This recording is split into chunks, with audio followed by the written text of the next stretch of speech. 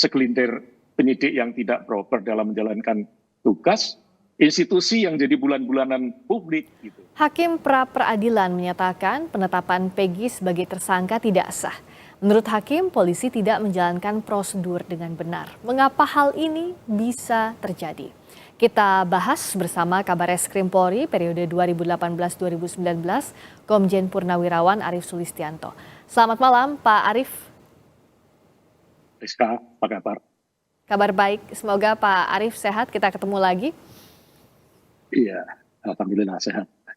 Terima kasih waktunya. Sekaligus kita ini bertemu di momen bahwa hakim menyatakan bahwa status tersangka Peggy Setiawan harus batal demi hukum dengan dikabulkannya permohonan pra peradilan. Nah, saat hakim menyebut bahwa polisi tidak sesuai prosedur dalam menetapkan tersangka, apa yang Pak Arief lihat hal ini bisa terjadi sampai di titik ini? Ya, pertama saya mengucapkan selamat dulu kepada penasihat hukum Peggy yang sudah dikabulkan pra peradilan. Selamat kepada Pak Akrim yang sudah menggunakan hati nurani untuk memutuskan. Dan selamat juga kepada Polda Jawa Barat yang sudah berjuang untuk membongkar dan membuka siapa pelaku sebenarnya. Sehingga dengan adanya putusan pra peradilan ini harus mau nggak mau harus dipatuhi apa yang menjadi keputusan hakim. Dan Polda Jawa Barat harus melakukan kajian lagi terhadap apa yang sudah dilakukan. Nah, ini kenapa bisa terjadi seperti ini? Rizka, di dalam penyidikan itu sebetulnya syarat dengan aturan, syarat dengan prosedur, dan setidaknya penyidik itu harus patuh kepada 3 aspek kebenaran. Pertama, kebenaran pada secara administratif. Yang kedua, kebenaran secara teknis, taktis, dan prosedur penyidikan. Yang ketiga, kebenaran secara yuridis. Semua ini harus dilalui mulai ketika polisi menerima laporan suatu peristiwa, kemudian melakukan tindakan penyelidikan. Apa itu penyelidikan? Penyelidikan itu untuk mengumpulkan informasi, memastikan ini peristiwa pidana atau bukan. Ketika penyelidikan sudah menemukan informasi bahwa ini adalah suatu peristiwa pidana, melalui proses gelar perkara, maka akan dilakukan gelar perkara dengan keputusan dilanjutkan ke tahap penyidikan. Nah, pada tahap penyidikan ini adalah tugasnya mencari dan mengumpulkan alat bukti guna menemukan tersangkanya. Jadi setelah ditetapkan proses penyidikan bahwa penyelidikan ini pidana, gelar perkara, kemudian ditetapkan bahwa ini pidana, dilakukan penyidikan. Penyidikan diterbitkan surat perintah penyidikan dan kewajiban penyidik adalah mengirimkan surat pemberitahuan dimulai penyidikan kepada jaksa. Kemudian baru melakukan pemeriksaan saksi, pemeriksaan ahli, kemudian sampai menyita barang bukti. Semua yang sudah dikumpulkan dalam proses penyidikan ini dikaji dalam forum gelar perkara untuk menentukan peristiwanya yang sebenarnya seperti apa, konstruksi hukumnya bagaimana, kemudian anatomi perkaranya seperti apa. Nah, terakhir dari alat bukti yang ada itu menetapkan siapa tersangkanya. Jadi dari kajian yang sangat ketat, prosedur yang sangat ketat inilah yang harus diikuti oleh penyidik. Kalau tidak mengikuti prosedur seperti ini, akhirnya secara formil ya tidak benar seperti yang diputuskan Pak Hakim, secara formil tidak benar ini prosedurnya, ada yang dilewati gitu. Ya, tentu seperti yang tadi Pak Arief sampaikan, bahkan kalau kita saat belajar hukum, mahasiswa hukum diajarkan bahwa bagaimana mencari kebenaran formil dan kebenaran material. Jangan sampai hal-hal yang formil ini dilangkaui hingga akhirnya terjadi seperti yang saat ini kita lihat bersama dalam kasus Peggy Setiawan. Nah, Pak Arief melihatnya dalam kasus Peggy ini, apa yang jadi celah? Apakah memang penyidikannya terlalu terburu-buru? Apa yang sebenarnya harus diperbaiki, yang dievaluasi pasca putusan pra peradilan ini, Pak Arief? Ya, perkara ini terjadi sejak 8 tahun yang lalu, walaupun sudah ada tersangkanya atau pelaku pelaku yang dijatuhi hukuman seperti saya sampaikan sebelumnya. Ya. Kemudian penyidik yang melakukan penyidikan saat ini bukan penyidik yang dulu, adalah orang yang baru lagi. Sebetulnya ketika kita mendapatkan tugas penyidikan sebagai penyidik yang baru melanjutkan penyidikan yang lama, kita buka kembali berkas-berkas yang ada, alat bukti yang ada itu apa saja, mulai dikaji semuanya. Sehingga dari situlah dia memulai lagi untuk melakukan atau pencarian terhadap pelaku yang belum ada. Dengan prosedur yang sangat ketat seperti saya sampaikan tadi.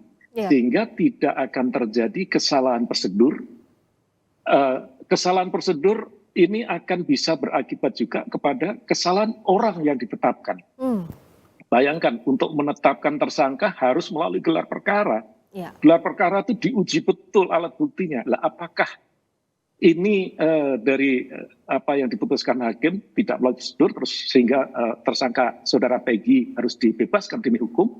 Apakah ini juga mengindikasikan bahwa bukti materialnya yang nanti akan diuji di sidang pengadilan tidak terbukti, tidak cukup sehingga diperintahkan untuk dibebaskan? Ya, kita tunggu perkembangan berikutnya, gitu. Nah, yang menarik Pak Arief, dalam membentuk konstruksi hukum untuk menyusun anatomi perkaranya, kita tahu ada satu terminologi yang terus-menerus disebut, scientific crime investigation. Kapolri memerintahkan agar ini jadi pegangan. Nah, berikutnya juga polisi di sisi lain bilang bahwa ini sudah sesuai kok, sudah bukti-bukti yang dihadirkan, alat bukti ini berdasarkan scientific crime investigation. Tapi pada akhirnya ini semua dianggap batal demi hukum oleh hakim. Nah, sebenarnya bagaimana menguji apakah alat bukti ini betul-betul sesuai dengan kajian ilmiah, sesuai dengan scientific crime investigation itu, Pak Arief? Jadi begini, Rizka, saya menjadi pengajar juga di Pusdik Reserse yang mengajar penyidik. Saya juga pernah menjadi penyidik seperti mereka-mereka sampai saya menjadi Kabar Reskrim. Banyak yang salah di dalam memahami scientific crime investigation. Banyak yang berpikiran bahwa ketika ada darah, ketika ada sperma, saya bawa ke laboratorium, diperiksa secara laboratorium forensik, ini sudah dikatakan penyidikan ilmiah. Tidak, itu sangat sempit pemahaman yang seperti itu. Penyidikan ilmiah adalah penyidikan yang menggunakan metode ilmiah. Ada pemahaman secara konseptual dan ada pemahaman secara hakikat. Secara konseptualnya, di dalam melakukan penyidikan, maka harus mulai dari merumuskan masalahnya apa. Ini ada korban tergeletak di sungai. Apakah ini kecelakaan? Apakah ini pembunuhan? Apakah ini perkosaan? Kita nggak tahu, polisi karena juga tidak tahu waktu kejadian. Disitulah dia mulai merumuskan masalahnya. Kemudian dia mengumpulkan, oh ada sepeda motor, kok ada sperma, ada dikirim ke labor. Dari informasi ini mulai dia membuat hipotesis. Ini ada seperti ini, oh kira-kira ini pembunuhan. Atau ini kira-kira kecelakaan biasa. Mulai dia melakukan pengumpulan fakta. Penyidikan itu tadi untuk mendapatkan fakta-fakta. Semua fakta yang terkumpul tadi menyimpulkan, oh ini rupanya pembunuhan. Siapa pelakunya? Itulah mengolah data dan menganalisis. Baru nanti setelah lengkap semuanya yang saya katakan tadi, melakukan bagaimana peristiwanya sampai diputuskan bahwa ini tersangkanya, itu kesimpulan. Langkah-langkah itulah yang disebut dengan menerapkan metode ilmiah. Nah, hakikatnya apa? Metode ilmiah itu satu langkah yang untuk menemukan kebenaran harus dilandasi dengan kejujuran, kebenaran untuk mendapatkan kebenaran yang sebenarnya, bukan dari prosedur-prosedur yang salah. Jadi bukan kalau kita menemukan barang bukti dikirim ke lapor, itu salah satu bagian kecil dari satu langkah metode ilmiah, yaitu mencari alat bukti. Begitu, Rizka. Ya, itu hanya bagian sempit, jangan dimaknai secara sempit itu ya, Pak Arief. Nah, pertanyaan berikutnya tentu yang sangat penting adalah what's next? Apa setelah ini? Bagaimana yang harus dilakukan polisi dalam mengungkap kasus pembunuhan Vina dan Eki? Karena kan kalau berdasarkan putusan hakim sebelumnya bahwa ada 3 DPO sebenarnya yang masih dalam pencarian. Nah, pertama, apakah artinya dengan status Peggy sekarang tidak ada celah bagi Peggy di digali kembali atau diulik kembali sehingga ada celah menetapkan Peggy kembali sebagai tersangka dengan bukti lainnya, itu satu. Yang kedua, apakah dari mana penyidik harus memulai untuk mencari tersangka pembunuhan Vina yang sebenarnya, Pak Arief? Oke. Pertama yang harus dilakukan adalah melakukan evaluasi atau audit investigasi terhadap penyidikan dengan tersangkanya saudara Peggy yang saat ini oleh Hakim pra peradilan diperintahkan untuk dikeluarkan. Dikaji apakah ini kesalahan prosedur sehingga dibebaskan, atau mungkin ada kekurangan bukti material. Nah, ini dibuktikan di sidang pengadilan. Kalau kesalahan prosedur dibenarkan nanti prosedurnya. Tapi kalau memang error in persona, salah orangnya, ya berarti ada tersangka yang lain lagi. Itu yang pertama. Yang kedua, karena ini penyidikan lanjutan dari penyidikan yang tersangkanya atau pelakunya sudah dihukum, maka penyidik harus mengkaji, mencermati, mempelajari kembali berkas-berkas perkara dari pelaku yang sudah dihukum. Apa yang ada? Nah, yang ketiga adalah melakukan audit investigasi secara utuh terhadap proses yang terjadi dari tahun 2016 sampai dengan saat ini. Siapa penyidiknya yang dulu, sehingga di sini nanti Mabes Polri atau Baris Krim Polri sebagai pembina fungsi akan bisa mengetahui di mana letak kelemahannya. Apakah kelemahannya itu dari penyidikan awalnya yang tidak benar, atau dari awalnya sudah benar, tapi penyidikan lanjutnya nggak benar. Ini untuk bahan evaluasi dan pembenahan. Jangan sampai masalah seperti ini terulang kembali. Nah, 3 hal ini yang harus dilakukan. Kalau dari 3 langkah yang sudah saya sampaikan tadi, ada penyimpangan prosedur, ada kesalahan, apalagi kesalahan disengaja, ya ditindak dengan tegas. Jangan sampai gara-gara kesalahan segelintir penyidik yang tidak proper dalam menjalankan tugas, institusi yang jadi bulan-bulanan publik gitu. Nah, ini yang dihadapi oleh penyidik saat ini. Dia melanjutkan, kemudian melanjutkan penyidikan yang sudah 8 tahun, kemudian didera polemik dari publik, sorotan publik. Di satu sisi dia harus membuktikan penyidikan, di sisi lain dia harus mengcounter berbagai isu, berbagai cemoohan, berbagai tuntutan. Nah, inilah yang memang dibutuhkan penyidik dan pimpinan penyidik yang memang berjiwa pemimpin, yang tegar dia. Fokus pada penyidikan itu. Iya, Pak Arief, kalau artinya kalau dari penjelasan tadi, yang pertama kan harus audit investigasi soal untuk menemukan bagaimana sebenarnya siapa-siapa saja yang terlibat dalam kasus ini, tersangka sebenarnya begitu.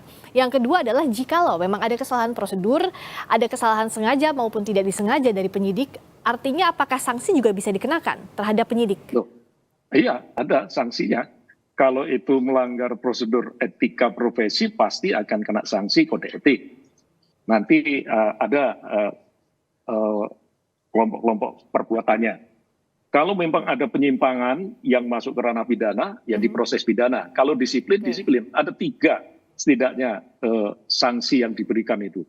Disiplin, kode etik, dan kalau ada pidana, sanksi pidana. Inilah beratnya menjadi penyidik. Makanya menjadi penyidik itu tidak boleh sembarangan. Dia harus hati-hati, harus cermat, dan harus profesional. Nah tadi soal juga what's next-nya, apakah masih ada celah Peggy Setiawan jadi tersangka lagi? Kalau error in persona seperti yang Pak Arief katakan, ini tidak ada celah, artinya bukan Peggy itu yang dimaksud, bukan Peggy Peron seperti yang disebut-sebut sebelumnya. Yang kedua, jikalau ada misalnya kekurangan dalam hal prosedur, ada yang tidak dipenuhi dalam hal prosedur, atau ada bukti material yang kurang, artinya bisakah ada kemungkinan Peggy sebagai tersangka lagi? Jikapun iya, itu seperti apa prosedurnya Pak Arief? Ya, berbagai kemungkinan bisa terjadi. Ya, sekarang kan saudara Peggy sudah dilepaskan. Penyidik ada 2 kemungkinan. Mungkin salah prosedur, mungkin alat buktinya kurang. Kemudian berkas perkara oleh Pak Jaksa juga sudah dikembalikan. Tidak mungkin dengan kondisi yang sekarang ini dikembalikan. Dia akan memulai lagi penyidikan baru. Kalau ternyata dari hasil penyidikan nanti ditemukan bukti-bukti secara material loh ya, bukan bukti formal. Bukan bukti, oh ini ijazah, ini KTP-nya Peggy. Itu untuk memastikan bahwa dia itu Peggy. Oke. Tapi yang paling penting adalah apakah si A ini ada bukti dia melakukan tindak pidana yang dipersangkakan ini. Jadi Ya. bukan identitasnya saja, Ya. tetapi bukti material yang membuktikan bahwa dia sebagai pelakunya. Ya. Begitu, Friska. Iya, jadi artinya adalah apakah tersangka itu bukan hanya identitasnya tersangka si A, tapi apakah dia yang melakukan tindak pidana yang dimaksud begitu ya Pak Arief ya, itu yang harus dibuktikan oleh penyidik ya? Betul. Ya. Nah, itulah nanti yang akan dibuktikan sidang pengadilan, bukti materialnya itu di situ. Oke. Nah, berikutnya adalah hak Peggy setelah dicabut status tersangkanya, batal demi hukum status tersangkanya. Bagaimana prosedur selanjutnya untuk rehabilitasi, pemulihan nama baik dan juga ganti rugi yang jadi hak Peggy Setiawan? Ya, itu di pasal 77 disebutkan di ayat 2 harus direhabilitasi dan diganti rugi. Nanti pengacaranya itu tugasnya pengacara untuk mengajukan gugatan atau gugatan kembali untuk ganti ruginya. Ataukah ada prosedur yang lain, silakan nanti dari pihak pengacara. Tapi yang penting, karena putusan pra peradilan sudah menyatakan bahwa Peggy dibebaskan, dan di akhir Pak Hakim mengatakan bahwa direhabilitasi, dipulihkan nama baiknya, dan diberikan ganti kerugian. Terakhir Pak Arief, kita kan jadi pada akhirnya singkat saja, awam jadi bertanya-tanya, what if, bagaimana waktu itu jika Peggy tidak melawan? Bagaimana kalau kasus ini tidak viral? Bisa jadi orang yang ditangkap sekarang adalah bukan orang sebenarnya. Nah, apa evaluasi yang harus dilakukan agar ini tidak berimplikasi buruk terhadap citra Polri dan juga kepercayaan masyarakat terhadap Polri? Ya, inilah yang menjadi tanggung jawab Polri, tanggung jawab Mabes Polri dan seluruh jajaran untuk menekankan dan memastikan kepada seluruh aparat penyidiknya untuk berpegang teguh kepada kebenaran, kepada kejujuran di dalam melakukan penyidikan. Jangan sampai ada orang yang tidak bersalah, jangan main-main dengan keadilan. Anda diberikan kewenangan yang sangat besar dalam melakukan kewenangan penyidikan itu. Gunakan untuk memberikan rasa keadilan kepada masyarakat, bukan dengan bekerja yang akhirnya menyakiti masyarakat. Itu sungguh beban yang berat ya Pak Arief ya, dan jadi tanggung jawab berat bagi Polri. Terima kasih Pak Arief, Komjen Purnawirawan Arief Sulistianto, Kabarreskrim Polri periode 2018-2019. Selamat malam Pak Arief.